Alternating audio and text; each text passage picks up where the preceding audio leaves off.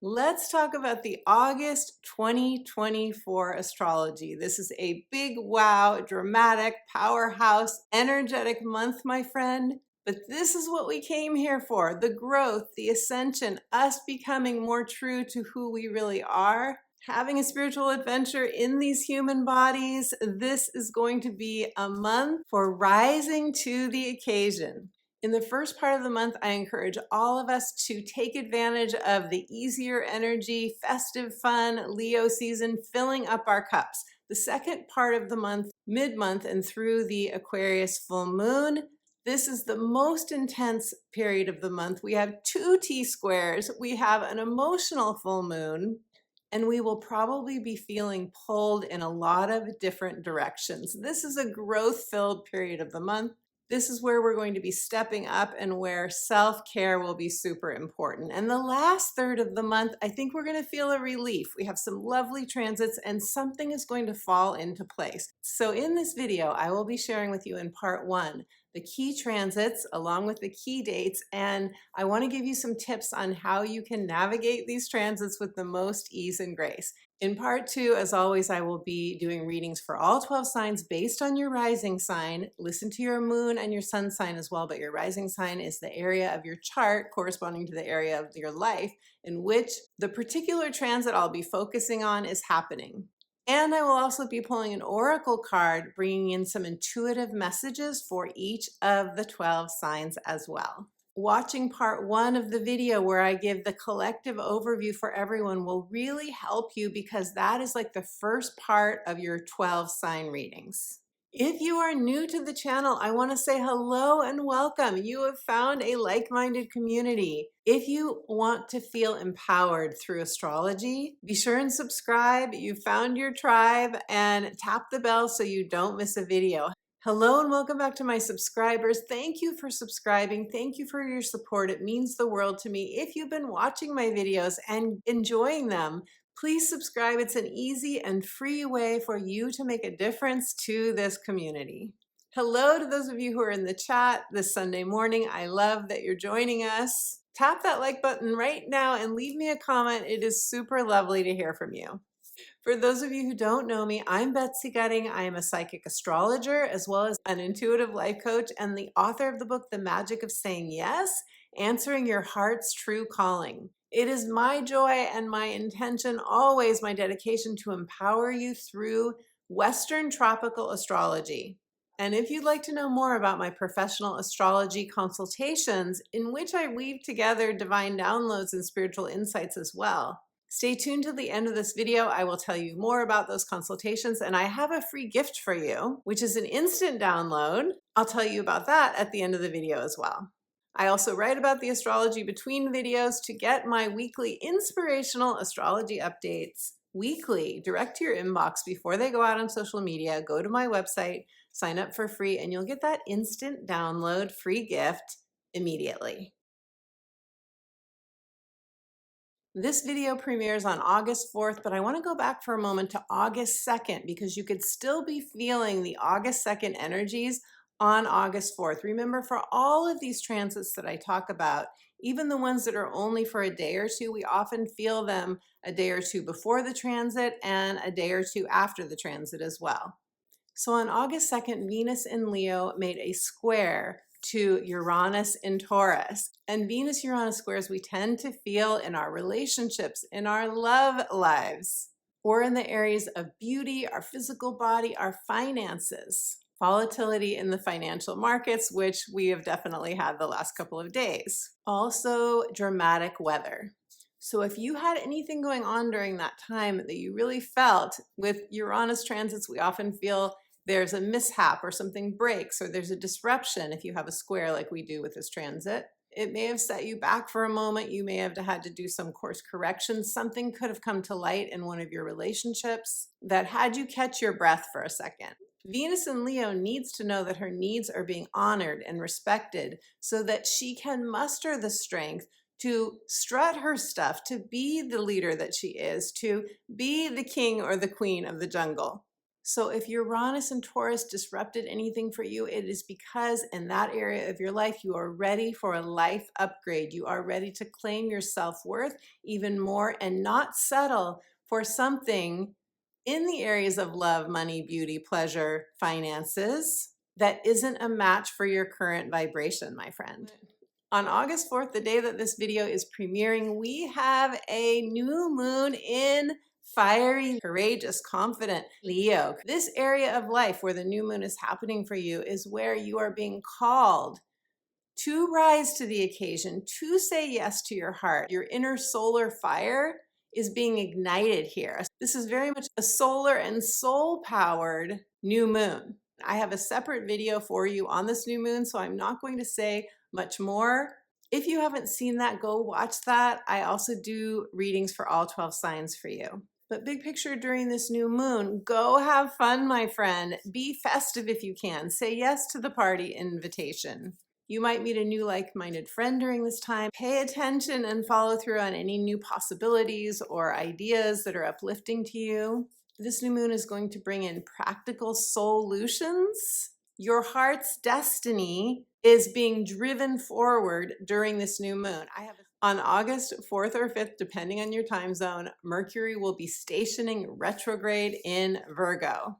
Virgo rules our everyday habits. It's the 6th house. It's our work, our daily work. It's our routines and schedules, our nutrition, our exercise programs.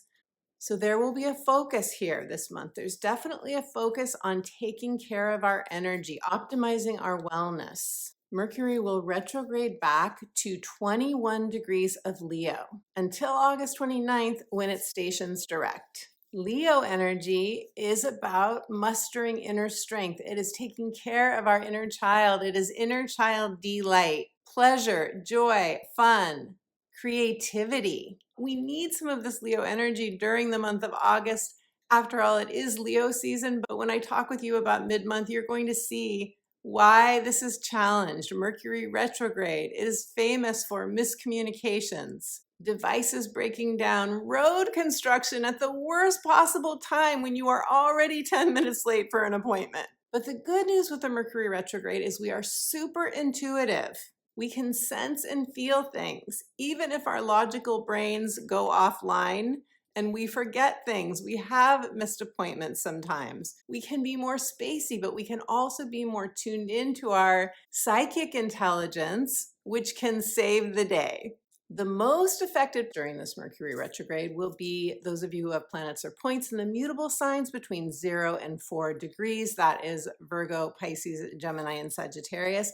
And those of you who have planets or points between 21 and 29 degrees of the fixed signs, Leo, Aquarius, Taurus, and Scorpio. August 7th, my beautiful friend, you have full permission to take the day off. Tell your boss, Betsy said you need a day off. And the reason I'm saying this is because the sun in Leo will sextile, which is positive energy flow. It is solutions, new opportunities, a problem solved. The sun in Leo will sextile Jupiter in Gemini, and Jupiter in Gemini wants to hang out with like-minded friends, soul sisters, soul brothers. Let's get together. Let's connect. If Gemini wants one thing, it is connection. Jupiter is expanding that. This is great energy for taking a day trip. Attend to your heart. Leo rules the heart. Dance, play, let loose, let your wild self out. And one day later on August 8th, we have the 8-8 Lionsgate portal. What is the Lionsgate portal? It is a galactic gateway. It is us opening up to higher consciousness light codes flooding in on the planet.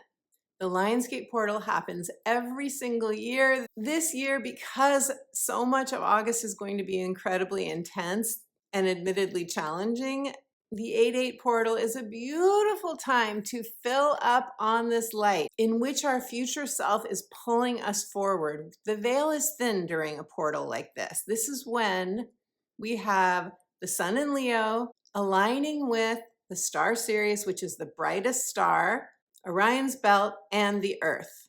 So it's this beautiful geometric configuration that opens up this gateway. And it's known for abundance, fertility, expansion.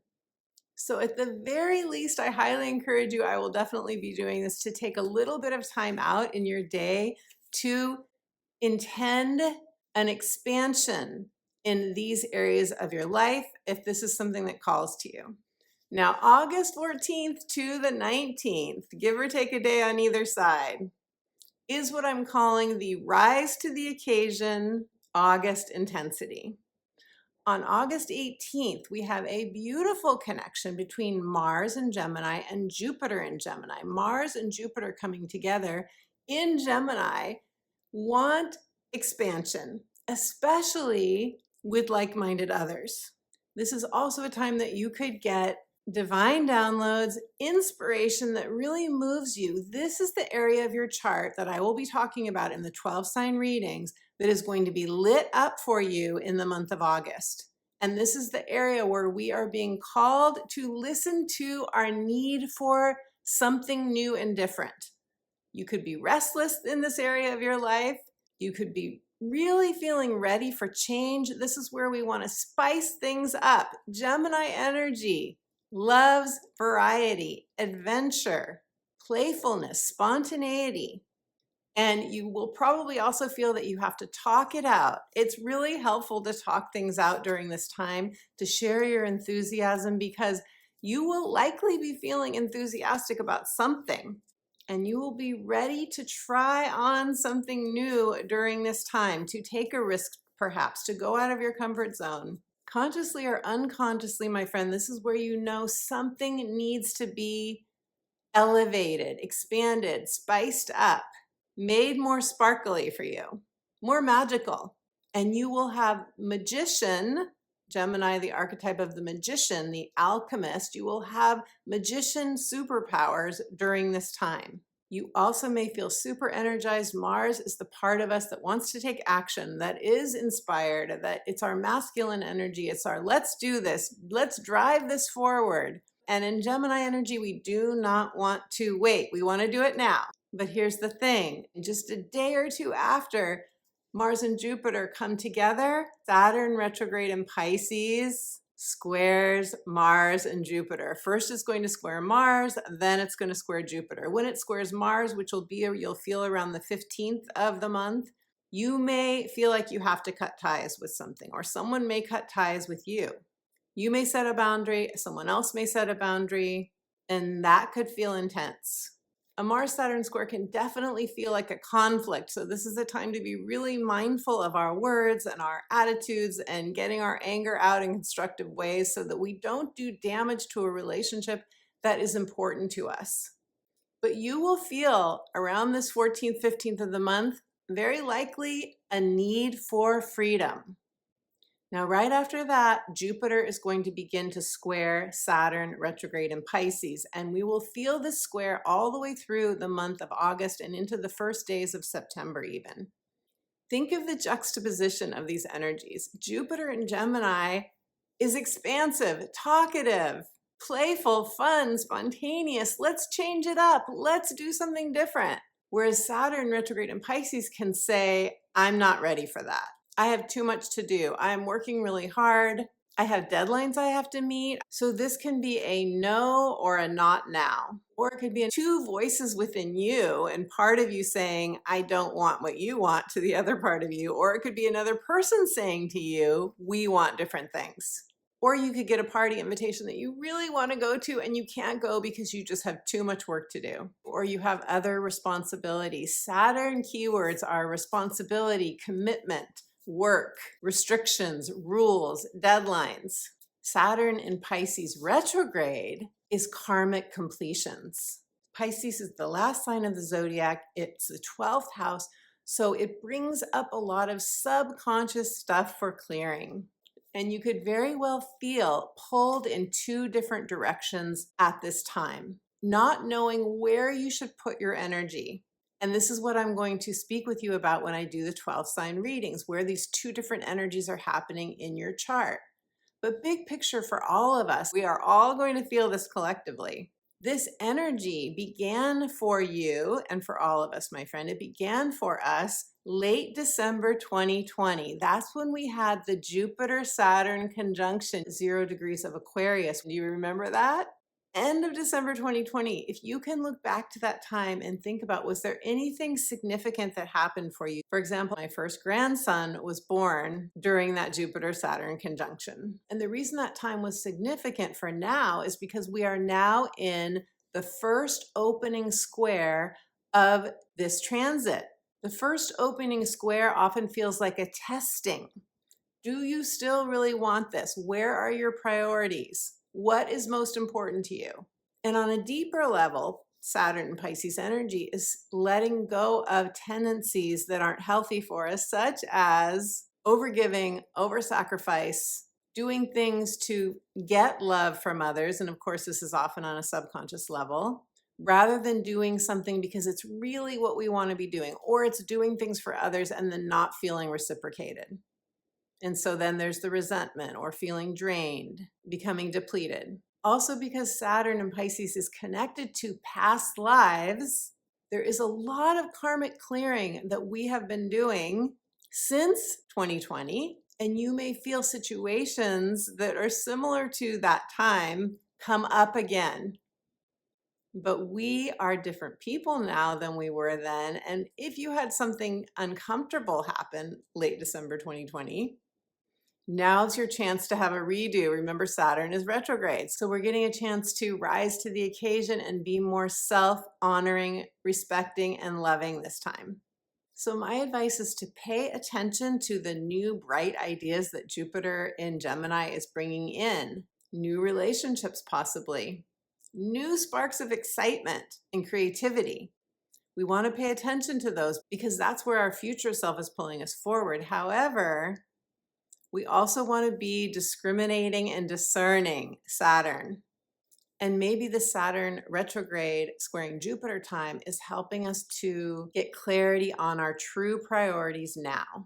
So you may feel like you have to make choices. This is going to be a time that feels a little bit bottlenecked, I think. Saturn energy can be really heavy. I want to say that it is not fun to wade through a Saturn square, especially if you have planets or points between 15 and 20 degrees of the mutable signs. This square is happening at 17 degrees of Gemini and Pisces.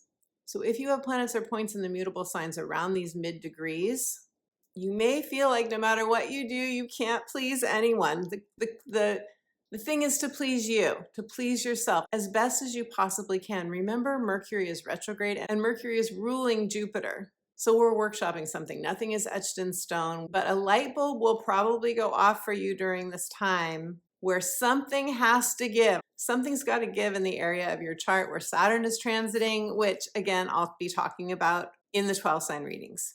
If you feel overwhelmed during this transit, if you feel confused, if you feel like there's just too much going on and it's too much to handle, remember that Spirit isn't going to give you more than you can handle, but you may have to say no. You will probably have to say no. You may make a mistake. You may miss an appointment. You may have to reschedule something.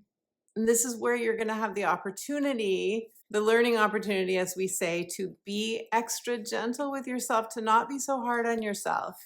And taking care of your basic needs first and foremost will really be important and helpful. Your sleep, good sleep hygiene, nutritious food, taking time outs in nature, grounding your energy, giving yourself the downtime that you need. If you can possibly lighten your load, do that, but definitely simplify and give yourself treats, moments of joy, humor. Find someone you can laugh with, if only for a moment. Now, the Mars-Jupiter conjunction and Mars and Jupiter squaring Saturn is warming us up. It is warming us up and getting us ready for even more intensity August 18th and 19th. On August 18th, Venus in Virgo is going to make a square to Jupiter in Gemini, and she's going to oppose Saturn retrograde in Pisces. This is what we call a T-square. And T-squares are where we feel hemmed in, we feel tight. All of this is happening at 17 degrees of the mutable signs. So again, we're looking at the mid degrees of the mutable signs for planets and points in your chart in terms of who will feel this most intensely. And the way I see this T-square is Venus and Virgo saying, wait a minute, everybody. Wait a minute, Jupiter. Wait a minute, Saturn. Guess what? We have to take care of ourselves. Extreme self-care. How are your energy levels?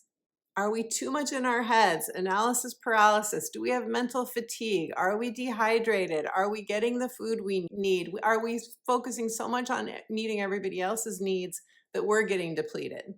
Venus in Virgo is going to call a halt to that during this time and say, come back to you, come back to your spiritual practice. Journal, get your feelings out on the page, take a walk, breathe, do a breath work practice. This could feel, I have to say, like an F it moment. F it, I'm just gonna take care of me. I just can't. This is a make sure yours and everyone else's basic needs are met kind of transit. Teaching you what self-love in action really feels like. So on that level, it could be really beautiful for you. The more we can stay in the flow, the more we can roll with the punches, the more we can realize that people's tempers may be frazzled. And what came to mind for me preparing for this video was the 4 agreements. Don't take anything personally. Don't make any assumptions, because you or others may not be on their best behavior. I hope it plays out differently than this. I hope that we are pleasantly surprised. But with so many planetary conversations going on, and as we get to the full moon one day later, there are going to be even more planetary conversations going on. With so many conversations happening, that means we have a lot of conversations within us, a lot of voices within us or outside of us clamoring for attention. Remember, we're doing karmic clearing during these transits. If someone else is not appreciating the love and devotion, the energy that you are giving, it might be helpful to come back to you and tell yourself, I appreciate you, I love you, and I need you. If someone else doesn't seem to be needing you, even though you're giving a lot to them, I find and have found this lately that telling myself, Betsy, I need you. I need your energy. I need your focus. I appreciate your presence. If I do this for myself, it can be a wow. It can be a big inner shift for the better. Okay, so the big climax to all of these energies is the Aquarius full moon on August 19th. Why is this full moon such a big deal? Why will we feel this moon so intensely, all of us collectively? Because not only do we have a T-square going on that I just spoke about in the mutable signs, but once we get to the full moon, there will be another T-square layered onto already what could feel like chaos going on. When the Aquarius full moon, which will be the Sun conjunct Mercury in Leo, opposing the Aquarius moon, the Sun, Mercury, and the moon will all square Uranus in Taurus. And most of you know that Uranus in Taurus is the wild card energy. It is events happening that are disruptive to our human selves. Often they come in the form of something shocking, something we absolutely did not expect. In fact, even if we now say, oh, this is happening in this area of my life, it will probably be this, it probably won't be. Because Uranus in Taurus shakes us up. It's known for earthquakes and dramatic weather, flooding, and so forth. So this is going to be a breakdown, breakthrough, accent on breakthrough, breakdown to our human self, breakthrough for our spiritual self, for the part of us that came here to ascend. This is going to be an ascension full moon. It is helping all of us collectively make progress on creating a new earth. And that is going to be uncomfortable, discombobulating, potentially chaotic for our egos. But the good news is Uranus always shows us a way out. There's always a workaround with Uranus, and it ultimately liberates and frees us. That's why we call it breakthrough energy. We do come out the other side. We do open up to something new. A wake-up call catapults us. It can be a quantum leap. It catapults us into the next greatest version of who we came here to be, our next chapter. Because if something happens for you during this full moon that is quite emotional and upsetting, it may force you to draw a line with somebody that positively changes your life. It may show you who is in your camp, so to speak, who are your people, who are the people that are traveling forward with you into this next chapter. It may show you who those people are and where you have to let go of those who may be going in a different direction, at least for now. And I will, of course, be doing a separate video for this Aquarius full moon, including readings for all 12 signs. That will be my next video. So if you're not subscribed to my channel, be sure and subscribe so you don't miss that video. And the more that we can stay open and calm, regardless of any chaos going on, and it may not be chaos for you, it may be in those who are around you. You may be helping people through something difficult. But the more that we can stay open and we can tune into the cosmic intelligence, which is Uranus energy, the more quickly we will be able to resolve anything that needs our attention. Who will feel this full moon in Aquarius most intensely? Those of you who have planets or points in the late degrees, the very end degrees of Aquarius, or the other fixed signs of Leo, Taurus, and Scorpio. And those of you who have planets or points in the very early degrees, like 0 to 1 degrees of the mutable signs, Pisces, as well as Virgo, Gemini, and Sagittarius. Now, once we come off of this full moon energy, I think we're going to feel a calm after the storm. August 22nd, in fact, we have the sun entering Virgo. Virgo is feminine earth energy. It helps us ground. It helps us sink our roots deep into the earth, pull up Mother Earth's nourishment, and it helps us through change. So any change that was jump-started by the challenges of mid-August, the sun in Virgo will now show us some solutions. And Virgo energy is the practical healer archetype, helping us to create order out of chaos. How perfect is that? And I love this transit, August 27th. Venus in Virgo is going to make a trine, which is positive ease, wind at your back, to Uranus and Taurus. So a trine between Venus and Uranus is something sweet. It is a fresh breeze blowing in. It's music to our ears. And if you feel like you had a mini hurricane blow through your life, Venus and Uranus are going to help us pick up the twigs and the branches, haul them off, and create a calming, peaceful, lavender-filled, soft music, something soothing to our nervous systems, which is going to be much appreciated about now. Not only this, but on August 28th, Mercury will station direct. Can I get an amen? At this point, if you've been struggling with something, you will probably know if it's a yes or a no. You will probably be ready to sign a lease if you've been putting that off, or create an agreement if you've been waiting on that, which I do suggest during a Mercury retrograde, especially this month of August. I do suggest holding off on really important decisions if you possibly can. And also on the 28th, Venus will oppose Neptune, which will have us take our rose-colored glasses off if necessary. And yes, Venus opposite Neptune can be a disappointment or a realization, but there's also relief with that. There's also a good, now I see, I was blind, but now I see, and now I know what I need to do. So August 28th is a now I know my next step kind of day. And then finally on August 29th, Venus is going to enter Libra, relationship-focused Libra.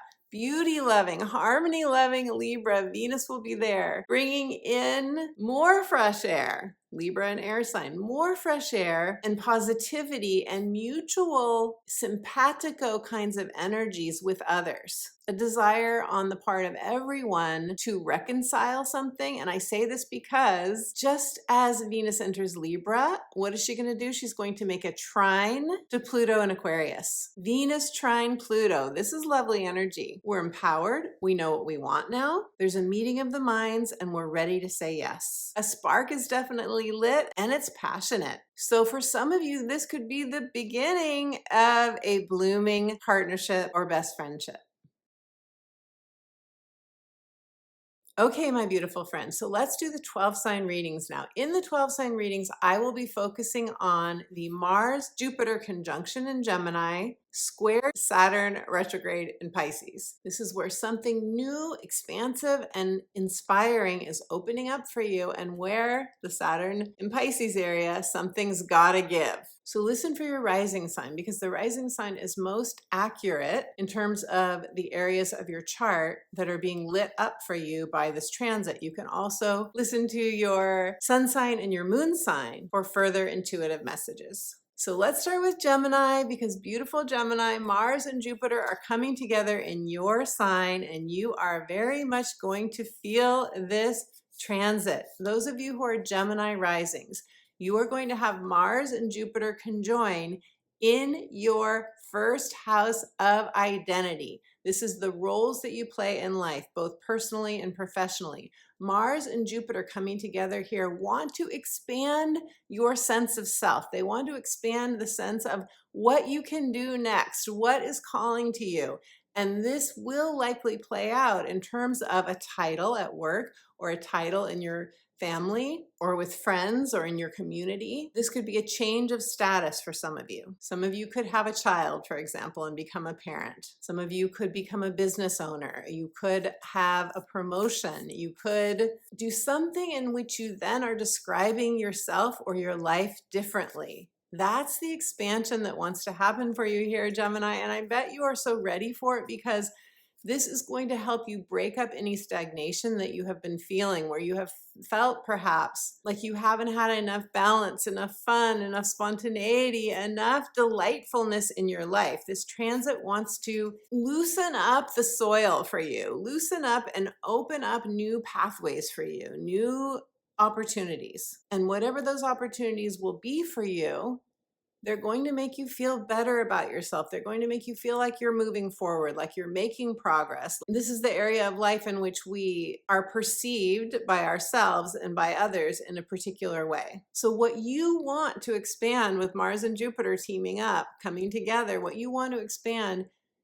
you want to feel like you're being more of your true self, like you're being more authentic, and it's fun and it's sparkly and it has enough variety and adventure and freedom in it for you, Gemini, because all of those things are important. And not only that to you, and not only that, but connection. Connection is the most important thing to Geminis. And if you haven't yet watched my video on the Gemini superpower, I have a whole series on superpowers for each of the signs. Be sure and watch that, because as a Gemini sun myself, which I forgot to say when I did that video, but as a Gemini sun, there are a lot of things that I've experienced as a Gemini that I share with you that many of you have really related to. So where are you feeling maybe pulled in a different direction? Where are you feeling heaviness? Where have you been feeling a sense of obligation?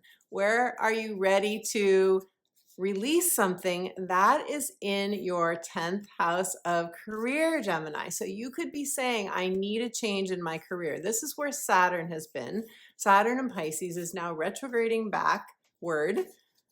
Obviously not really backward, but it's retracing the degrees where it spent time earlier, having us look at how we're doing this area of our life. Basically, this is, are you overgiving? Are you over-sacrificing? Is there a karmic relationship that needs to be completed, or a karmic duty or obligation that has expired, is over? You've already completed it, but maybe you're still hanging on. Maybe you're still investing time, money, or resources there, and it's no longer giving you returns. And you know it. You can feel it. That's the thing with Pisces energy. We can feel it. We can feel Saturn and Pisces. It's happening for you, Gemini, in your 10th house of career. This is also for some of you, if you don't have a career, how you spend your time. Like if you're a grandparent and you take care of your grandchildren, it would be that area of life. If you are retired and you spend a lot of time volunteering, or if you spend most of your time gardening, we're all different, obviously, in how we use our time, energy, and resources, but how you're spending your time, have you had enough balance there? Do you feel like it's a little bit too heavy? This is where you're being given a something's gotta give task by Saturn to set a boundary. Maybe you spend less time on something that you've been spending too much time on. Maybe you give a little bit less than you have been. Whatever you need to do to restore the balance, dear Gemini, especially if it's been coming from a sense of guilt or a sense of, as I said, duty or obligation. We can't take that into the new Earth. We want it to be from joy, from how we really want to be spending our time. We want our decisions here to be soul driven. And for some of you, you've been building a solid, sustainable foundation in your career life. You've been working really hard on something, and maybe it's time to approach that differently, or it's time to lighten your load in some way. Do it differently so that it doesn't feel as taskmastery, as heavy, or as onerous, if that's how it's felt for you. Others of you will just be ending a career. You're wrapping something up. You are turning the page, turning the chapter, ready to write a new book, beautiful Gemini, in this area of your life. So gems, let me pull a card for you and we will see what the card magic has for you. Gemini, your card is, celebration, moon dance, Gemini. Some of you are coming into a new relationship. Some of you have something to celebrate. Some of you may be deepening a relationship, taking your commitment to the next level. Some of you may be getting proposed to, or you're proposing to someone. But there is a celebration coming up for you. Moon dance, something to celebrate, something to get excited about, a success that involves another person or that you want to celebrate with another person. Gemini, if this resonates, I love the orange, creativity, the yellow, it's your claircognizance. There's something happening for you, and some of you may especially be feeling this around the Aquarius full moon. As chaotic as that full moon may be, who knows? Especially as we get to the end of the month, when the transits get easier and more grace-filled, you may be shouting your enthusiasm to the world, beautiful Gemini. Leave me a comment. Let me know if that resonates. I would love to hear. Taurus, hello, beautiful Taurus. Taurus, you are going to have a Jupiter and Mars and Gemini come together, bringing you a flash of spark, a flash of enthusiasm. Okay, let me say this again. A flash of insight, a spark of enthusiasm or inspiration, the fire lit in your belly. Something is expanding for you in your second house of material security. This is your earned income. This is your self-love, self-esteem, self-worth, or what you really value. So the second house for you, Taurus, is an important house because it is where you feel like you are getting the return on your investment for the energy that you're putting out into the world. And obviously this does have to do with our work because it is earned income. This is where something's expanding for you. So you may be teaming up with other people because Gemini is often a soul sister or soul brother, or multiple people where we are teaming up and we are partnering with people and we're feeling like something is shifting for us on a positive level. We're bringing our minds together, mind-storming, heart-storming, and we're creating something that is bigger than us. That could be going on for you with Jupiter and Mars here. Pay attention, Taurus, to the sparks of insight that happen during this month of August, because something may just be coming in and showing you your path forward that is going to lead to an increase in your material security. Now, where Saturn is coming in, and it may feel like a bit of a wah-wah, a bit of a wet blanket, a bit of a party pooper or a party crasher, this is happening for you in your 11th house, and the 11th house is the house of hopes, wishes, and dreams. It's your online presence if you have one.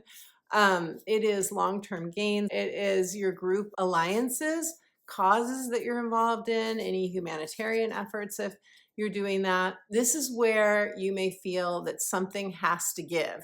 You've been over-giving in this area of your life. You've been self-sacrificing. You have put so much energy here now. You've been working so hard, or you just realized that, no, those were karmic relationships or situations that are now needing to be wrapped up. And Taurus, you may find yourself doing some of that wrapping up in the month of August, sort of tying up loose ends, saying no to people, putting a bow on it for some situations, so that you can then say yes to the Jupiter, Mars, and Gemini energy in your second house. So let's pull a card for you, Taurus, and see what the cards have to say for you, beautiful Taurus.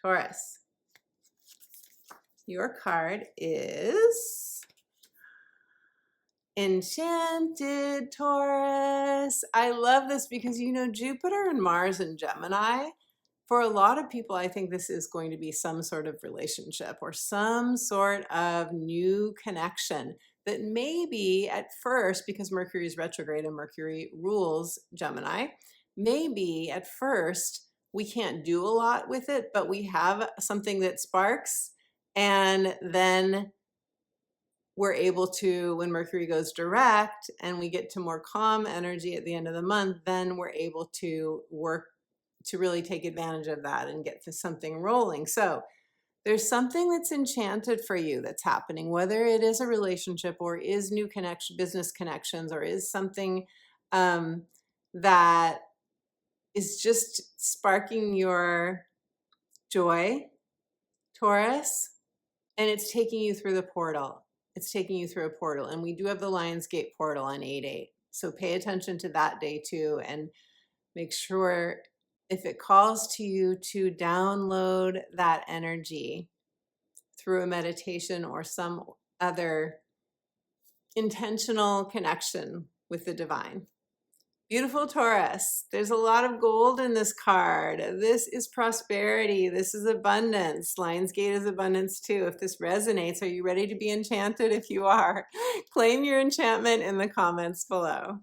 Okay, Aries. Hello, beautiful Aries. Aries, you are experiencing an expansion of Jupiter and Mars coming together, lighting the fire in your belly, getting a spark of inspiration going, something new and different, something that is bringing you some variety. It's taking care of any restlessness that you've perhaps been feeling. And this is happening in your third house of communication and networks. So, Aries, a lot of you are going to be more active and busy during this month of August. And you may find yourself doing more things, more coffee dates, more regular dates, more, going to meetup groups and so on, or just talking to more people, having more phone calls, more social media kind of back and forth with people. There's something that's brewing here for you. This is also a house that involves our siblings and our aunts, uncles, and cousins and our neighbors, landlords, and so on. So you could have more back and forth with those people. And it's all in the name of expanding something that calls to your heart. It's all in the name of getting things going here, getting the fire lit here for you, Aries, because you are a fire sign after all. This could be writing, this can be speaking, you're learning something new, you're learning a trade, you're getting more involved in a vocation, you're taking a course. And most important, you're meeting new like-minded people, soul sisters, soul brothers, and it's feeling satisfying to you. So if you get asked out, say yes.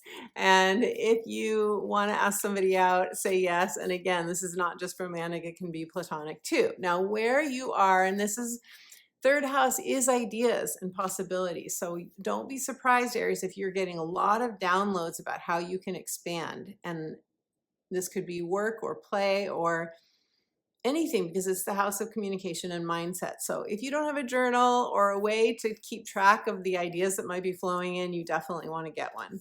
Now, where Saturn could be putting a bit of a wet blanket on what you want to go after, or the parties you want to attend, or the invitations you want to say yes to, is in your 12th house. And your 12th house is the house of the subconscious mind. It's where we have self-doubts crop up. It's where we can have narratives that are not always as supportive of what we actually want to create. It's where we do our deepest work. And it's also the house of karmic relationships, karmic events, karmic situations. So Saturn retrograde here in your 12th house is helping you and has been helping you wrap things up, let go of an old soul cycle, complete an old soul cycle. And so the Saturn marching orders for you here are to pay attention to what your heart really wants, honor your intuition. You're probably increasing your psychic ability during this time also, Aries, and to remember and to really affirm your divine nature, embodying the divine, partnering with your soul, which is what my book, The Magic of Saying Yes, Answering Your Heart's True Calling, is all about. If you want to check that out, the link is in the description box below. So Aries, Saturn in your 12th house is not easy. It hasn't been an easy transit for you, I'm guessing, and this one will amplify that energy for some of you, especially if you have planets or points in the mid degrees. That's where this transit is happening, in like between 15 and 20 degrees of the mutable signs, planets or points in the mutable signs, 15 to 20 degrees, Gemini and Pisces especially, you are doing this work. You are tasked to do the inner work on your subconscious mind to embody the light. And there are many ways of doing this, of course. I do help clients with this in coaching. You can check out my coaching services as well. But a lot of you have probably already been doing some sort of practice during the Saturn transit of connecting to your divine nature and really solidifying a sense of who you truly are as a divine being. I'm very curious. Let me know in the comments below if you've been working on that, Aries, and let us see what the cards have to say for you now. Aries, and some of you could just be could have been really focused on inner work. That's Saturn and Pisces in the 12th house. Lots of inner work, mystical work, guided visualizations, really good for this time. Soul journeys, soul retrieval, Akashic records kinds of work. Any of these sort of spending time in the other realms, getting to know who you are on a spiritual level is perfect for this time, so that you can bring that light-filled self to this Gemini area of your chart, your third house, where you are schmoozing with other people and really making things happen on the earthly plane. Okay, Aries, let me pull a card for you now.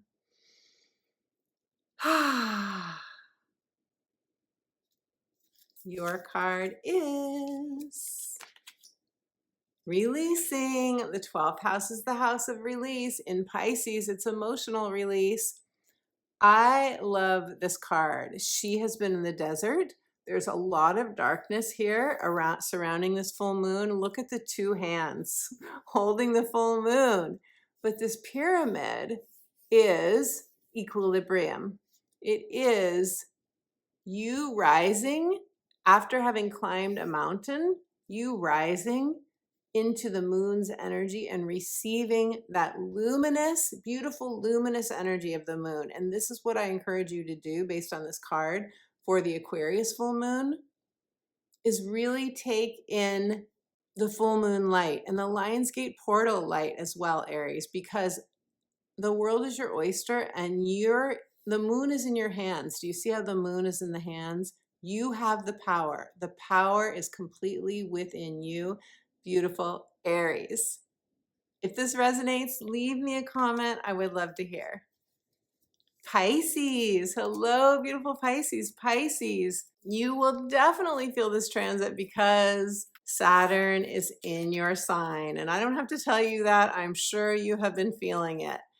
But let's talk about Jupiter and Mars first. Jupiter and Mars in Gemini are in your fourth house. They are coming together. They want to spark something for you in the areas of your home, your family, or your childhood conditioning. And when I say that in terms of Jupiter and Mars being here, I'm going to say like a breakthrough. If it does have to do with conditioning, with an imprint that was less than positive, you becoming more connected to your inner child, you doing some of that inner child healing and really feeling more expanded as a result. Now, others of you are expanding your home and family. For example, my oldest daughter, who is a Pisces rising, she's about to give birth, and Jupiter and Mars are transiting her fourth house of home and family. She also happens to have Jupiter in Gemini in her fourth house. So some of you are either expanding your home and family now, or you want to. You could be moving to a new home. You could want to build your own home. You could want to expand your family, or you could want to change your family in some way. Jupiter, Mars doesn't mean that you make it bigger, although Mars and Jupiter's often like go big, but it could be that you want to have a house with like-minded friends. You want to live with new roommates, or you want to join an intentional community, something along those lines. It's something that is soul-driven for you. You're changing it up. You're restless in home, family, or roots, because fourth house is our roots. It's where we want a sense of belonging. Jupiter and Mars are giving you a boost here. They're lighting a spark for you. They're giving you new ideas and inspirations. Now, beautiful Pisces, you probably already know this, but where you have Saturn doing the wonk wonk kind of the wah-wah song, Pisces, where Saturn is maybe feeling a bit of a wet blanket for you is in your first house of identity. So this has been a major transit for you, really big transit for you. Saturn moving through your first house shifts your identity. It changes who you are. And then that could show up for you as you let go of a role. You stopped doing a certain job, or you let go of a title, or you let go of where you were getting a lot of accolades perhaps in order to say yes to a different role or a different title. You could be setting a lot of boundaries here. That is Saturn. You could have felt restricted. You could have felt like you had no choice but to do this or that, even though you really wanted to do something else. This is a something's gotta give kind of transit, and because it's happening in your first house of yourself, something has to give here. You can't give all that you want to give, perhaps. You can't keep doing this, that, or the other thing if it's draining you, if it's depleting you. Self-doubt could have come up for you here, Pisces, or will come up for you during this transit that is saying, what's really true? What's really true about you? Can you claim that? This is take back your power. What is sustainable? What isn't? Where can you refocus your priorities? Reestablish balance in your life. That's what Saturn wants you to do here. Say yes to what your heart is calling you to do in terms of roles and identity, and say no to anything else. And I know that's not easy. This probably won't be an easy decision for you. If you're making a decision, if you're making some choices here, they won't be easy. But you will know, Pisces. The good news is you will absolutely know when this transit is over. By early September, you will probably know if you need to make some sort of change here. And for some people, it will be a change that really makes a big shift in their life, but it will open you up to have energy for what you really want to be doing. And that may be in those areas of home and family, or it could branch out to your 10th house of career. It could have reverberations to your 10th house of career because that is opposite your 4th house. So Pisces, I need a breath. Let me pull a card for you. I'm shuffling for you right now. We're going to see what the cards have to say for this transit for you. It's a very important transit for you. And if you have planets or points in these mid degrees, a choice is probably on offer for you. Or you feel forced to make a decision. That's possible too. To liberate yourself and free yourself. Your card is Embrace Uncertainty. Moonlit. You are on a road. You may be at a crossroads. There is a bridge here. You're crossing a bridge. There's a full moon, and then there's a first quarter moon. So Pisces, if you feel uncertain, there's your water energy. If you feel uncertain, just know that crossing this bridge, first of all, you don't have to cross it alone. There are people to support you. Also, my book is, in fact, I say in my book, let me take my hand, cross the bridge with me from where you are now to where you want to be. There's so much light about this around this moon. You will find the support that you need, but don't try to do this alone if you're tired of doing it alone. If you feel overwhelmed, there's so much Saturn conversation happening during the month of August that you may very well feel the need to have some downtime. Watch the first part of this video if you haven't already, where I give tips on how to work with this energy. It's very easy, would be very easy to feel overwhelmed during this month, especially mid-month. So focus on you, Pisces. Focus on your needs. Give yourself what you need, the breath, the nutritious food, the walking, the meditation, whatever it is that you need. You come first. You come first. If you're up against the wall at any point, just remember, uncertainty is the mode of this month. It's the energy of this month, but this too is going to pass. And clarity will be forthcoming. Beautiful Pisces. If this resonates, leave me a comment. Let us know you are not in this alone. And pay attention to what Jupiter and Mars are saying in your Fourth house of home and family, because this is beautiful, expansive energy, and this can really bring a light, new spark to your life, Pisces. Aquarius, Aquarius, beautiful Aquarius. All right, let's talk about Jupiter, Mars, and Saturn and what they are doing for you in your chart. You are experiencing the Jupiter-Mars conjunction in Gemini coming together, working together, expanding that desire for you, that Mars desire, that spark of inspiration. That's happening for you in your fifth house of delight, in your fifth house of fun, pleasure, creative expression, Aquarius. What you came here to create, do, be, and have. Also children. Also true love and romance. This is being expanded for you. Oh my gosh, Aquarius. Those of you who are Aquarius risings, you could definitely have an increase in romantic love energy or your creativity during this time. Whether you are in a current relationship or you're not and you want to be, and if you don't want to be and you're not, then this is your inner muse lighting up. Because isn't that what happens in our romantic relationships? Suddenly we feel so inspired, right? When we're dating someone new. Oh, I love that about the newness of a relationship. So, and some of you are really thinking about, what do I want to put out into the world? Whether it's writing, you know, this is very artistic, often the fifth house, whether you're an artist or not, we are all the artists and artists of our own, and artists of our own life. So it's, you know, different for everyone. Some of you love to garden. Some of you love to experiment with the different things. Some of you are a lot of you are very intellectual, and it's research and writing. It's different for all of you. It all is creativity. Now, that's where the fire is being lit. That's where there's a spark, and there could definitely be new connections for you. That's Gemini energy. It's new soul friends, romantic or not. But where you could feel some heaviness, where you could feel Saturn holding you to task or saying no or delaying something or telling you to surrender and let something go, telling you the cycle's over, it's a karmic completion. That's in your second house of material security. That's your second house of money, earned money. This is your own earned income. It's also self-esteem and self-worth. Some of you, and what's most important to you now, what's most valuable to you now, Saturn going back and forth here has been asking you, how do you want to change up this area of your life? Do you want to get a new job? Do you want to get a side gig? Do you want to do things differently? Is it time to wrap something up?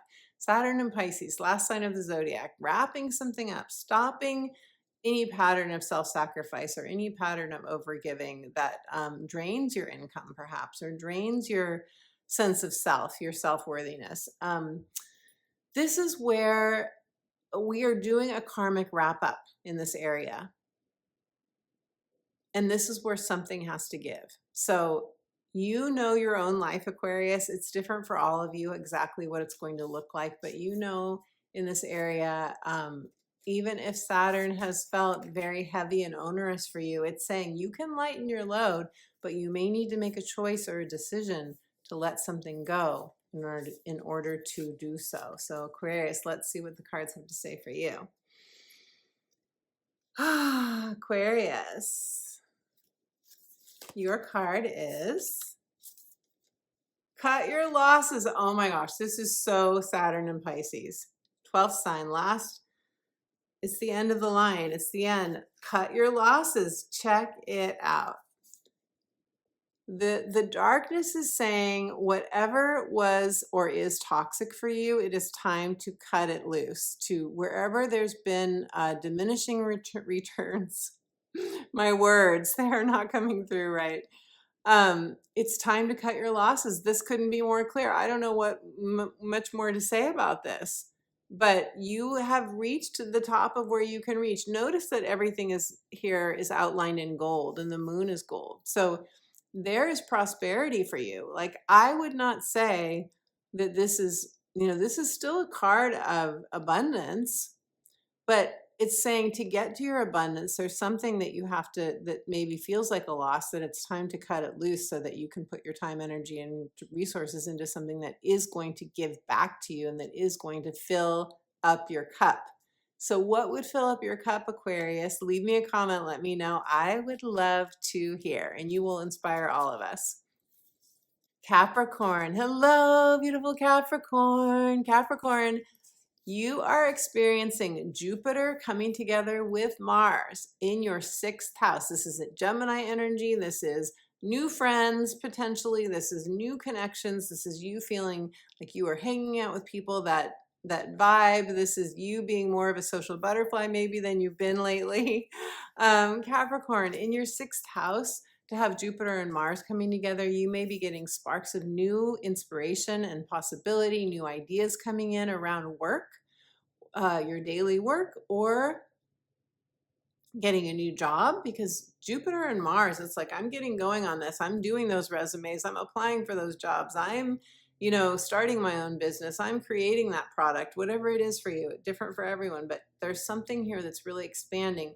Mars in Gemini wants it to be fun and lively and freeing. You want freedom here, and Jupiter's just expanding your desire for freedom that much more.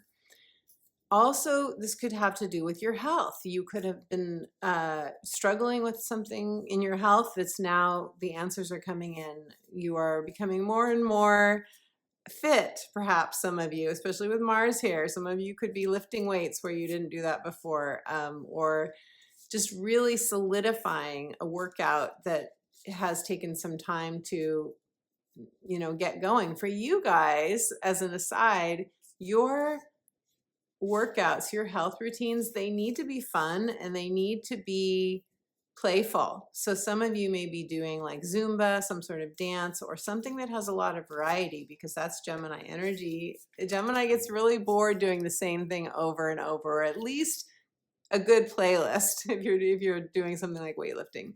Okay, so new job, new routines, new flexibility, new freedom here. That's what you are being gifted with by this Jupiter-Mars conjunction. Now, Saturn is squaring this conjunction and squaring Jupiter for even longer in your 3rd house. This is where something has to give. Something has to give in your immediate neighborhood, in your mindset, in your communication, the way that you're talking with people, the way that people are talking with you, or it's your siblings, aunts, uncles, and cousins, a relationship with one of those people, a relationship with a landlord, or if you're a landlord, a relationship with a tenant. Some of you want to change location. It could be a location of where you do something on a regular basis. It's not necessarily your home. It could be where you work out, or where you go to yoga, where you shop, that kind of thing. Also a meetup group, something that you put where you do a lot of socializing, or a social group could be coming to an end for you here. This is where it's something has either reached diminishing returns, or you've been putting too much time and energy into it and it's draining you. Where is your energy being drained? Saturn here is saying we need to change this up. You know what the thing about, for all of us with wherever we have Saturn and Pisces, and for you it's that 3rd house of your local immediate environment. We know already by now if something isn't working. We know it. So you know it, Capricorn. Leave me a comment, let me know. I know it in the area of life that it's happening for me. I know it. We know it. It's just that we've been maybe you've been trying to do it differently, and it hasn't been easy because those neural pathways, those ruts in our brain, they are deep. Oh my goodness, they are so deep. We do things, we're human. We do things the same way over and over and over, right? It's very hard to break out of that. But this month's astrology is helping us to break out of it, ready or not. I mean, our human selves may not be ready, but our souls are ready. Our souls are beyond ready for this change. So this is where you are being given comfortable or uncomfortable pushes by the universe to do something differently. Okay, Capricorn, let me pull a card for you now. And your mindset may be shifting. You may really be noticing a change of perspective that's going to facilitate letting something go. Surrendering here perhaps as well. Your card is take a risk. Ooh, I love the purple in this card. The purple, the gold. This to me is like a rainbow. Look at these beautiful flowers. This feels tropical to me. This feels, I'm getting a sense of the Lionsgate portal. I'm getting, which is 8/8, of course. This card is so abundant. It is so abundant. If you take a risk, Capricorn, it's going to bring you more abundance. What could you do that takes you out of your comfort zone? What would you do if you weren't afraid? What would you say yes to? What would you say yes to if you were going to walk into the light? Because this, look at, there's a road. Walking into the light, walking into the full moon, the Aquarius full moon, it may really open you up in some way to abundance, the gold. The gears are turning. The gears are turning. Your inner compass is showing you the way. Listen to your soul. Your soul is showing you the way, beautiful Capricorn. Let me know in the comments below. I would love to hear. Okay, Sagittarius, Sagittarius, beautiful Sagittarius. Okay, Sag. Hello, Sag. You are experiencing the Jupiter-Mars conjunction, amplifying your desire in your area of the seventh house of committed partnerships and relationships. You, Sag, leave me a comment. Let me know if this is true. Sag risings, you are really feeling a desire to spend time with like-minded people. This can be in business. This can be in your personal life. You may be dating someone and you want a proposal. You want to propose. You want them to propose. You want to take it to the next level. The seventh house is where we really get that support that we need from other people. Jupiter and Mars here is such a lovely placement of that Jupiter expansion, but also the Mars igniting your passion. And in Gemini, it's like-minded people. It's the lovers. It's the magician. I love this. Can we trade places, Sag? Just kidding. But Jupiter and Mars together, like some of you who want to be pursued or you want to be the pursuer. I mean that, and again, this isn't like a casual relationship. This is a really, and we pursue in business too, right? Like it doesn't just have to be romantic, but it is important and it is significant. It's a significant person, business or professionally or personally. This is where you want to spice it up. You want variety. You're restless. You want adventure. You want an upgrade in your life here, but in a way that's really going to make you happy in a relational way. Like-minded people, soul friends, soul lovers, and so forth. That's the big light spot for you right now, your seventh house, Sag. However, in your fourth house of home, family, roots, and childhood conditioning, Saturn is doing the wah-wah. Saturn is doing that something's got to give here. There's a heaviness here. And that may mean for some of you that with a family member, for example, or a roommate, or someone that you live with, or a child, perhaps, it could mean, and children usually fall in our fifth house, but maybe you are the child of a parent and maybe this is your relationship with a parent. There's perhaps an obligation or a karmic tie that you know is weighing you down. And it could be because one of you is overgiving, one of you is over functioning, as we say. It's not balanced. Or it's just done. It's just complete. It's just time to move on. That's not easy. I know that's not easy. But there's a letting go, a surrendering, a cutting of ties, a cutting of cords, reckoning, I'm hearing, that is going to free you up to then have what you really want in that seventh house area. Some of you could be moving, redecorating, changing your home in some way, building a home, doing something. Saturn at the bottom of our chart, fourth house Saturn transits, they're not easy. I remember a fourth house Saturn transit, and I remember feeling very unsupported by my family. I remember them off, hanging out with my ex-husband, not kidding. I've never told anyone that publicly, but I guess I'm ready to. It was a really hard, lonely feeling transit. So if you are Sag rising, you could be, let's just say that, you could be really feeling that. And I give you all my compassion and love. Saturn in the fourth house, bottom of the chart, it can take you to your depths. It can take you down to your knees. But then to have Jupiter and Mars in your seventh, that's support. That's support of best friends or people that want to come to your aid, that want to have fun with you, Sag. That is lovely. So that is a really light spot of your chart. So let's see what the cards have to say for you now. Sagittarius. Your card is accept responsibility. Saturn is responsibility. The moon's reflection. Check it out. This is the Gemini energy, but is there a responsibility that you have to someone that you know you need, something you are committed to, or something that just, maybe it is finishing up something karmic for you, but in order to complete that karma, that you do have to step up or show up. That could be true for some of you. And there's the Gemini twins.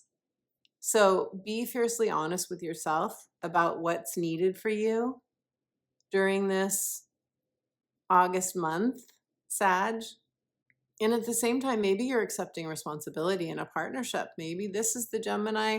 Yeah, it does feel like the Gemini twins for me, but that's your seventh house. So maybe you are deepening a commitment that could feel like more responsibility than a part of you is ready for, but that is going to bring you great rewards. Beautiful. Sag, if this resonates, let me know. I love hearing from you.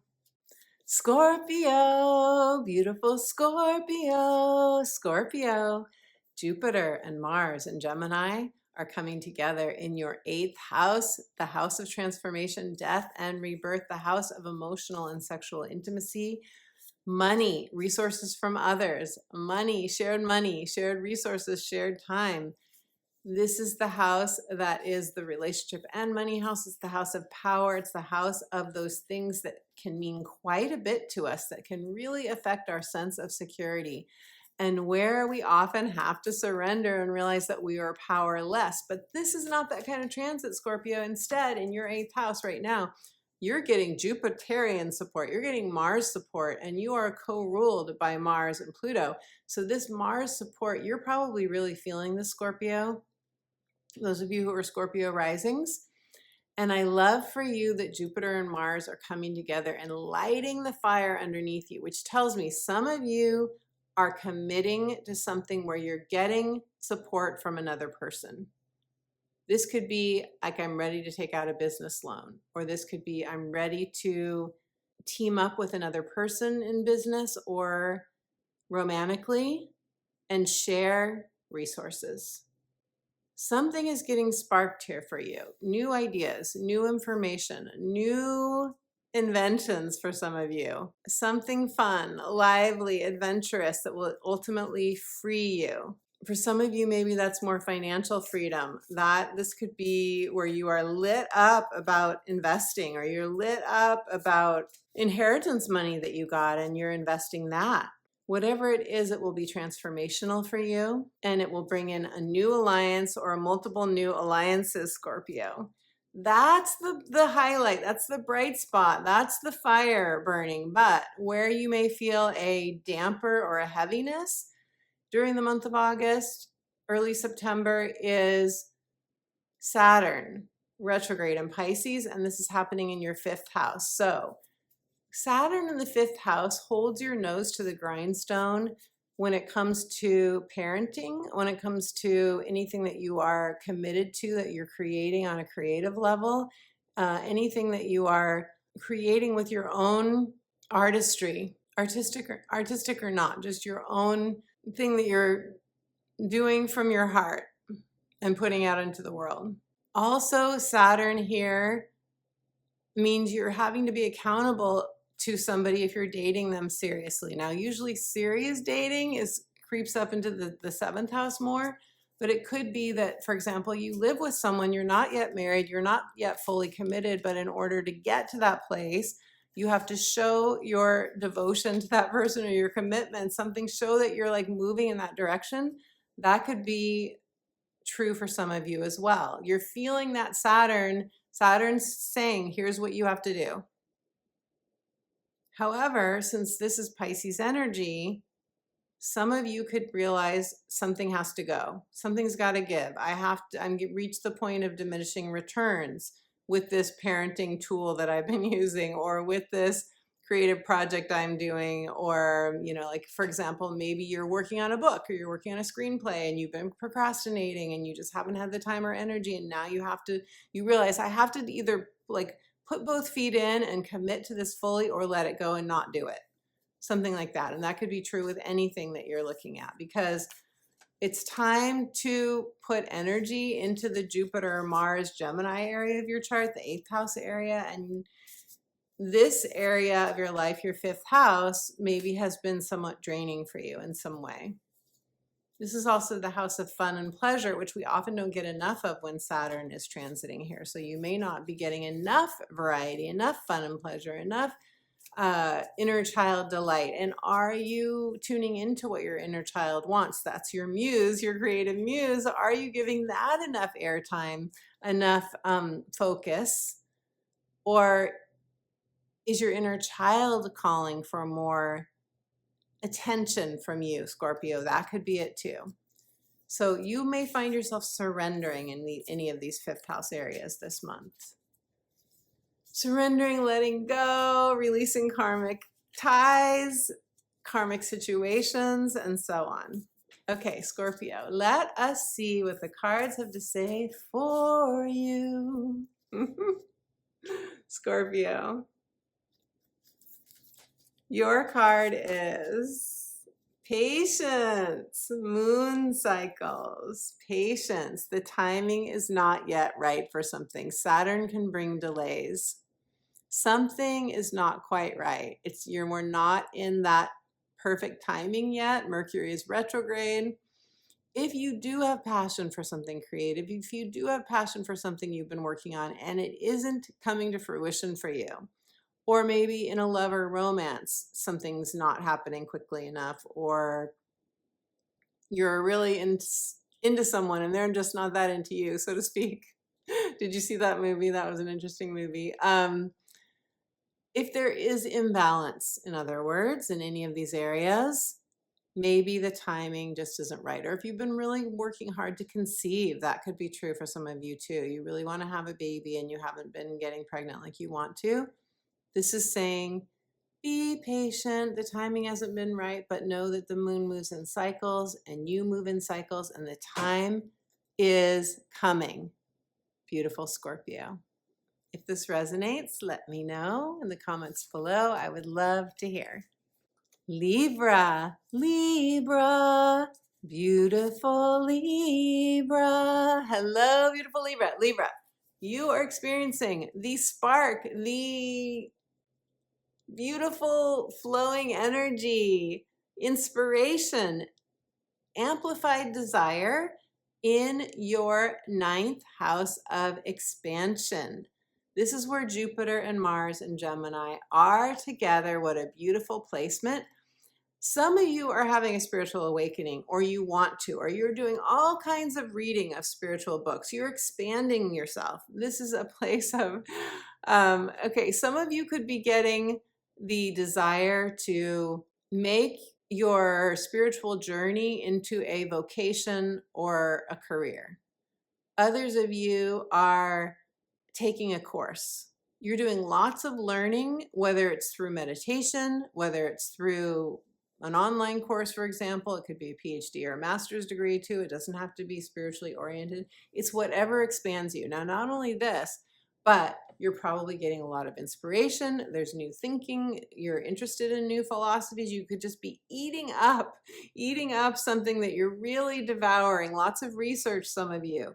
Also, some of you could be doing a long distance travel, or get a desire. I want to move to a different country. I want to visit other countries. You could really be feeling like you got bit by the travel bug, but usually this is international travel. This is overseas. This is going further away.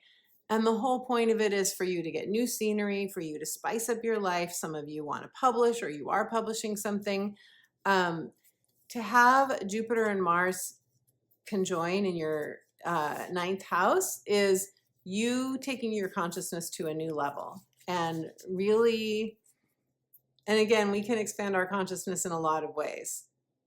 It doesn't have to be through meditation. It can be through a road trip. There are a lot of different ways it can happen. But this is what's happening for you, Libra. You are expanding, and you could find yourself talking to other people and just being really enthused, talking about what's lighting you up right now.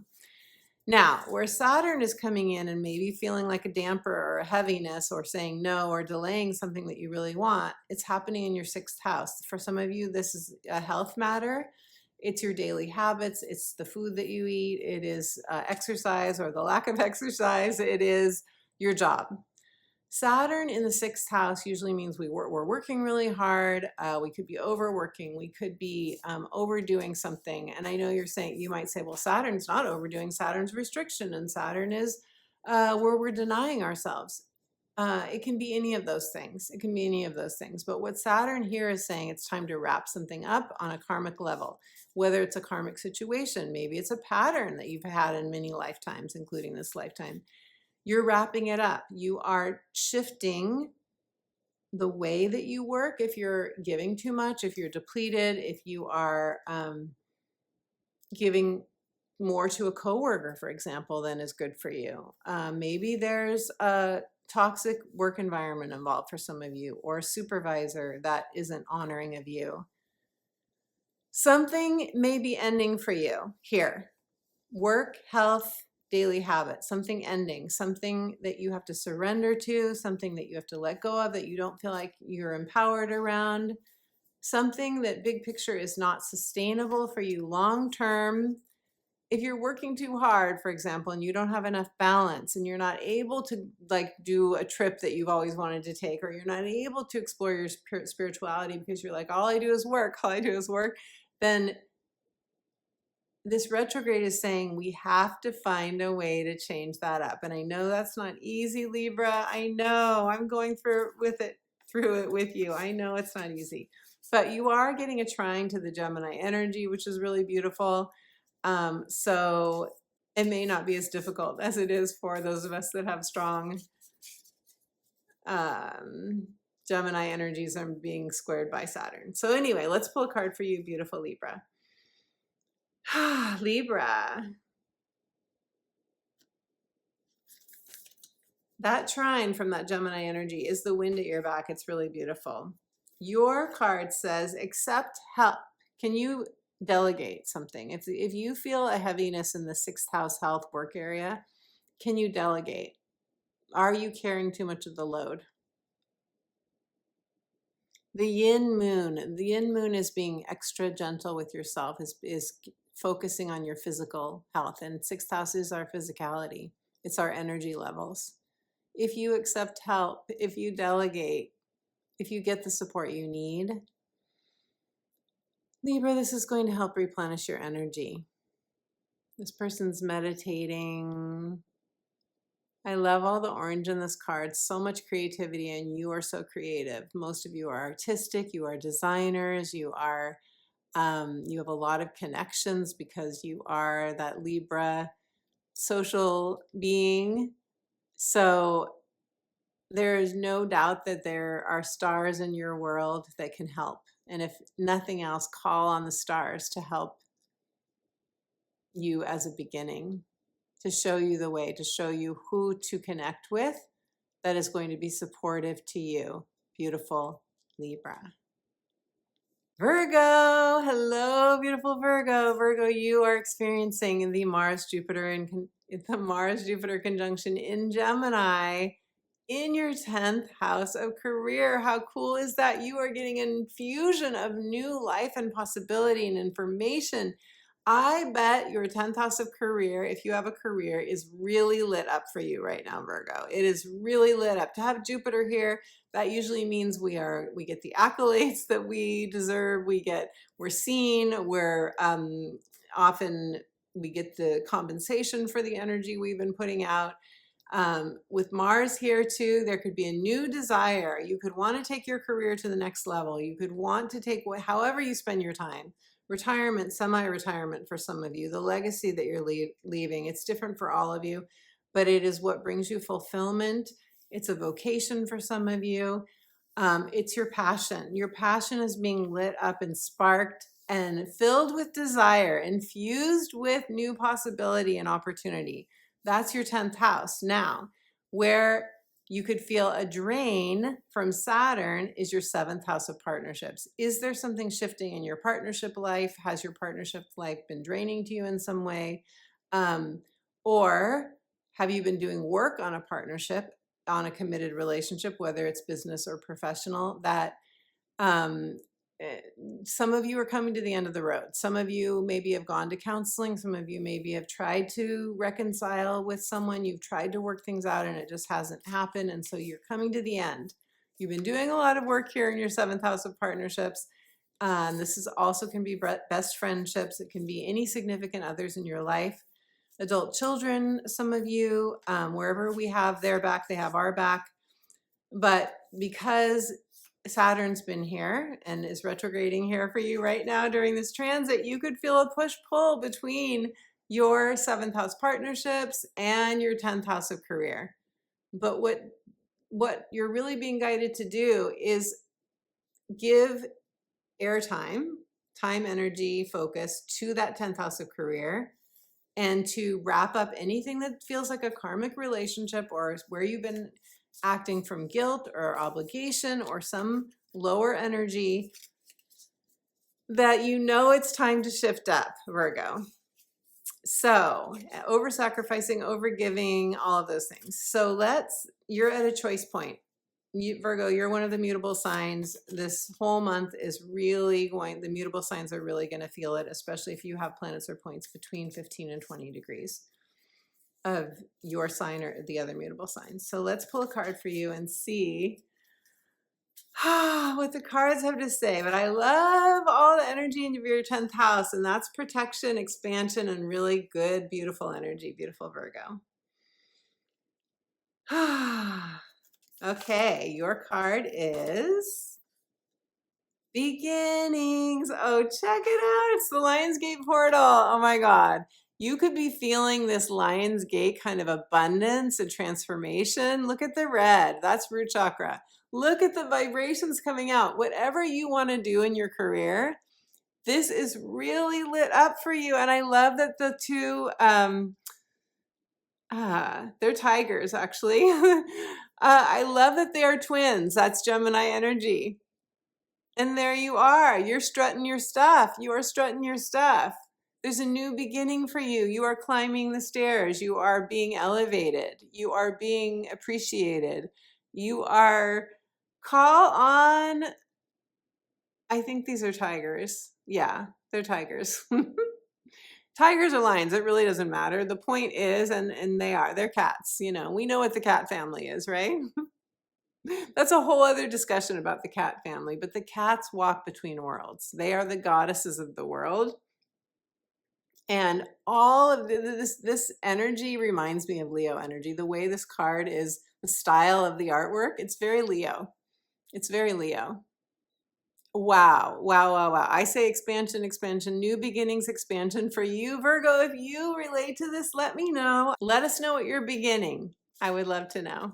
Leo, beautiful Leo. Hello, beautiful Leo. Leo, guess what? The Jupiter-Mars conjunction for you is happening in Gemini, which makes it a sextile to your energy. That's positive solutions and new opportunities.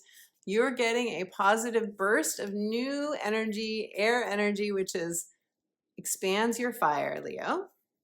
In your 11th house of hopes, wishes, and dreams, long-term gains, friends, groups of people you hang out with, your social media presence if you have one, platforms, all of that.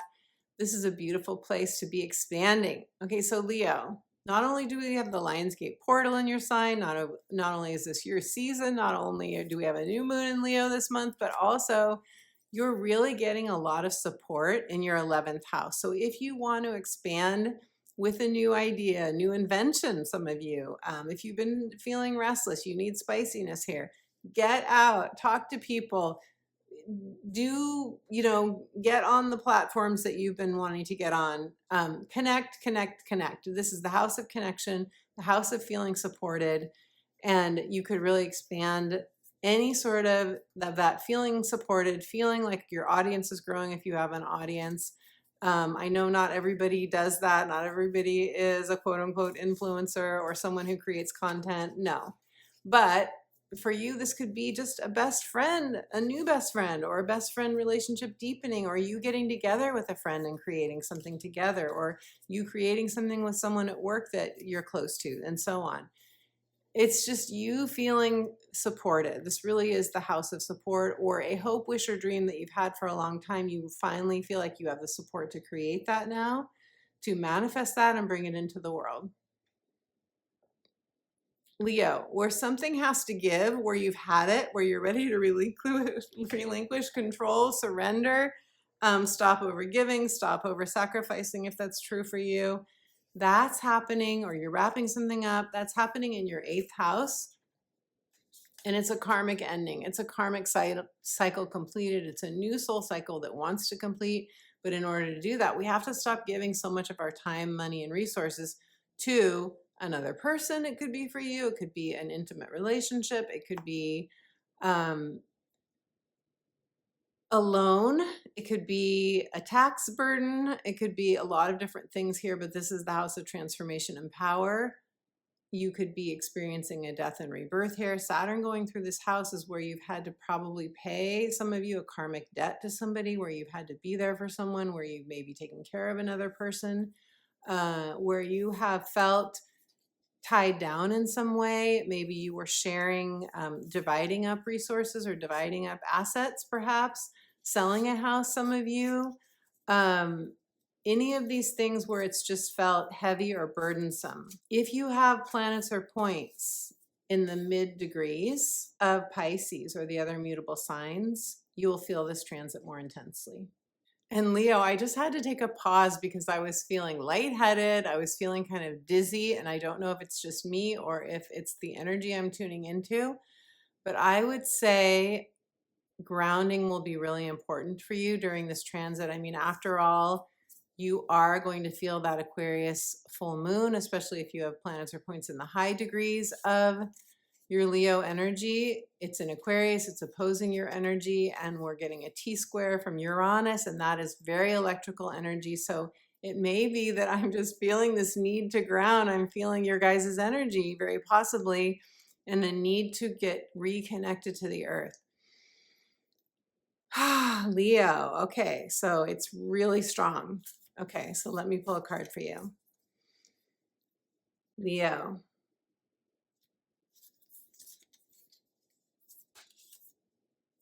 Protection.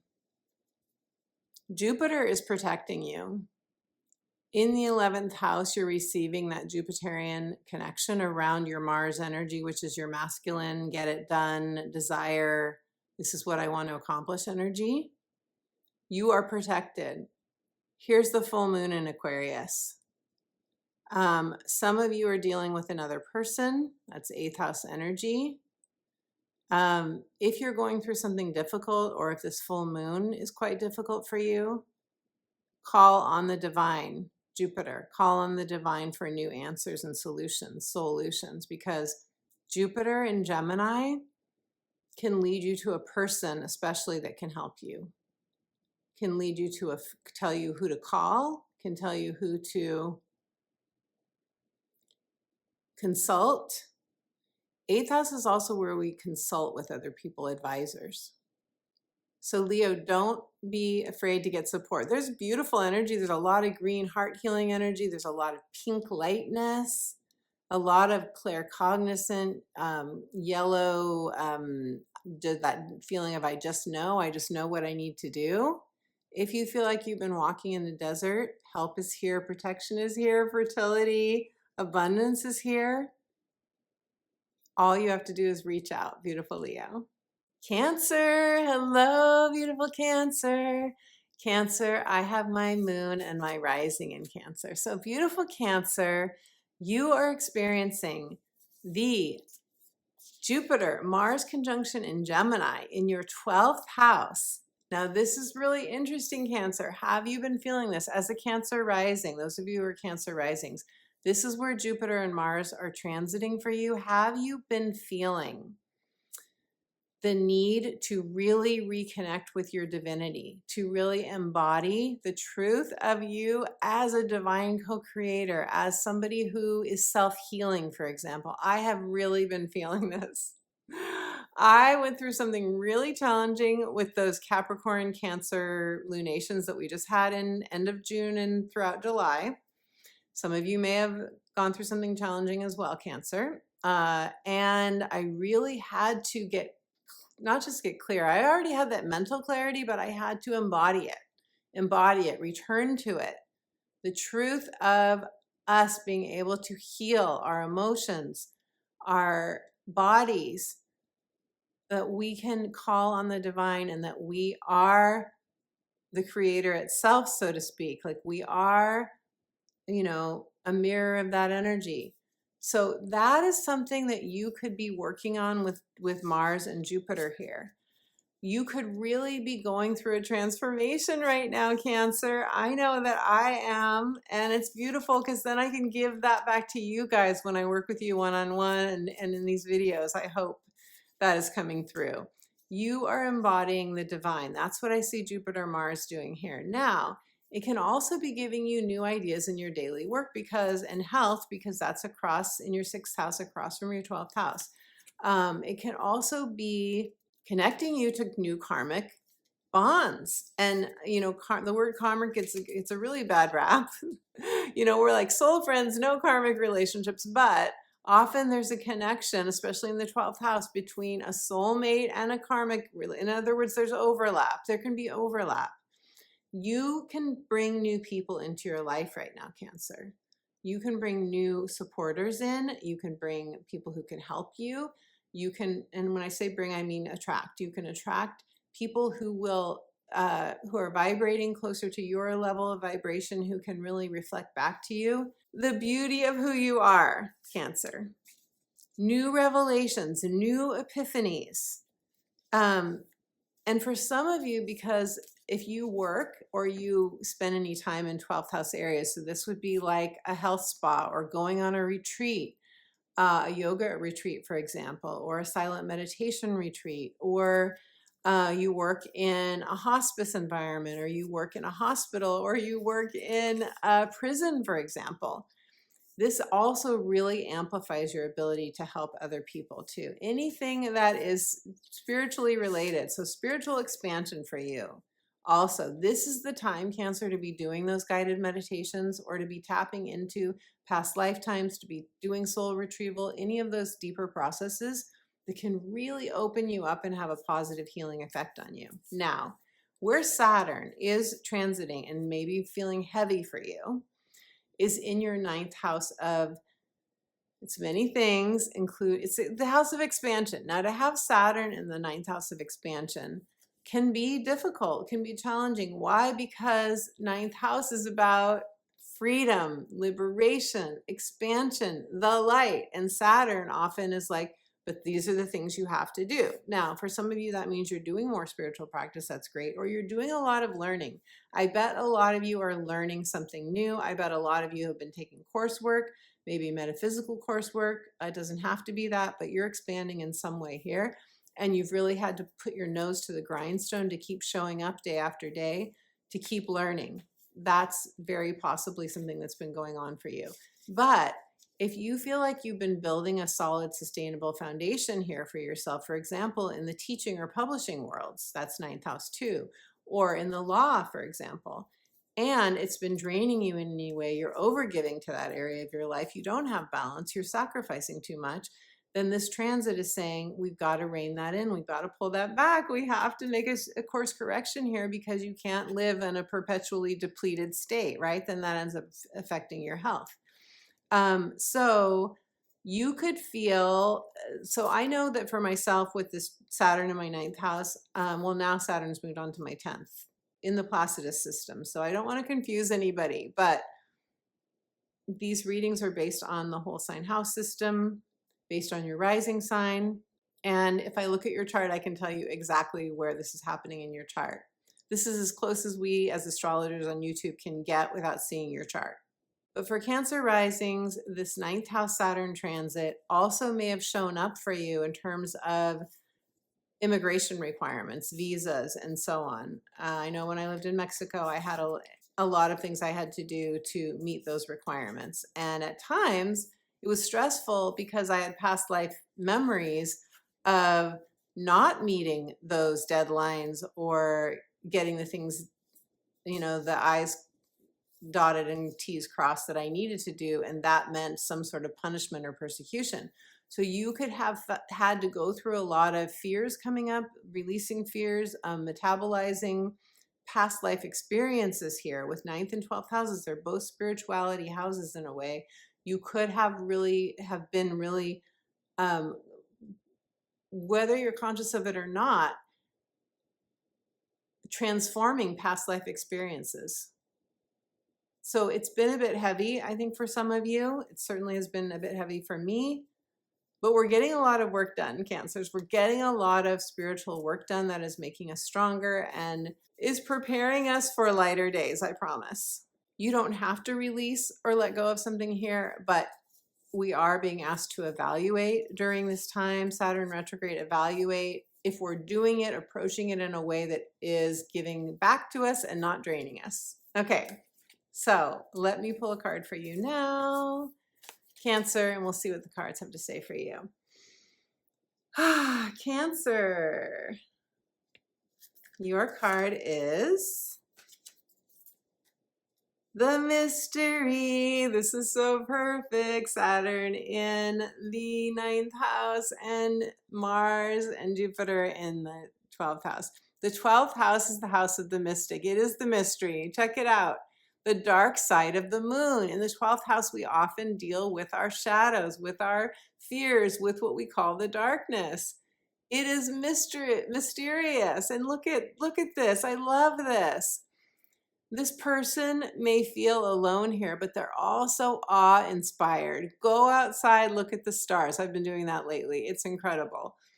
I'm living in a place where you can really see the stars because there's not a lot of artificial light here, and it's amazing at night. But look at the rainbow that's coming up from the moon. That is ascension. You are ascending, Cancer. You are ascending through this process. The pyramids, there are ancient, you are being imprinted with ancient awakening light codes, energy signatures with this Mars-Jupiter conjunction. And that is really exciting and beautiful. For the 8-8 Lions Gate portal, make sure you take in that energy. We're in the portal now. Cancer, if any of this resonates, leave me a comment. I would love to hear. Beautiful friend, I know this was a lot of information, but it is a big month. You may want to come back and watch this video more than once. I did have a lot to share, but it is a really transformational month for the collective, for all of us. And I forgot to say that on this full moon of August 19th, the Democratic National Convention in the US is happening. And oh my gosh, expect the unexpected. That should be really interesting how that unfolds. With 2 T-squares going on at the same time, and a disruptive Uranus square. Very, very interesting. We shall see. I'm really interested to see how this month plays out. Take care of yourself. First and foremost, take care of yourself. Be true to your heart. And if you would like a personal astrology consultation, if you would like support, this is a month that I think a lot of people are going to want to get support. If you would like support, you can book an astrology consultation directly on my website. You can do a heart's desire reading, a natal chart reading, life purpose, lots of choices for you. Go check them out. In all astrology consultations, we will look at your natal chart. I will illuminate what stands out for me, your gifts, your talents, answer your questions for the specific areas of life that you are ready for a breakthrough on. And of course, we will look at all of the most important transits that are happening for you now, what's coming up for you, what you can look forward to as well. When will the challenging transits end, and what do you have to look forward to? Thank you for joining me for this video. Thank you for your likes. Thank you for your subscribes. Thank you for your comments. When you subscribe to my channel, you send a message to the algorithm that then puts the video out to more people who love astrology, and you really do help support my channel. Thank you so much for your contribution. And thank you for your donations. For those of you who donate, you completely make my day. Thank you to my Sunday chat friends for joining me on the premiere, and to all of you for whenever you are watching. I have a free gift for you. That free gift is a soothing guided meditation, reconnecting to your spirit, reconnecting to your true home. To get that guided meditation, go to my website, sign up for free to my weekly inspirational updates, and you will get that instant download right away. And until my next video, my beautiful friend, which will be on the Aquarius full moon, until that video, I am sending you all my love.